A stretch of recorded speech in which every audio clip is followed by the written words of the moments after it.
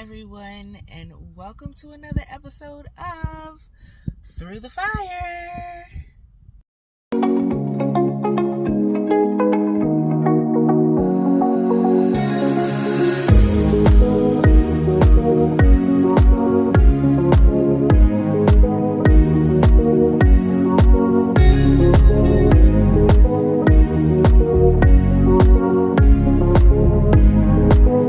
Okay, you guys, so we are back at the house and I am ready to hop out the truck and see what's going on inside. They are still working inside, so you will see other people in here just like you have been in a few other videos because I've been coming earlier than normal.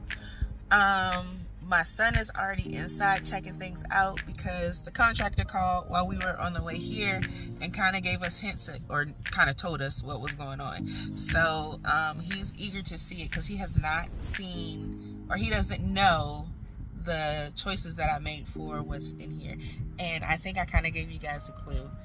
Well, you guys know the cabinets are in here already, so he doesn't know the cabinets that I chose either. So you guys don't know and he doesn't know, so now he knows. So now you guys know that the cabinets are in. So let's go say it.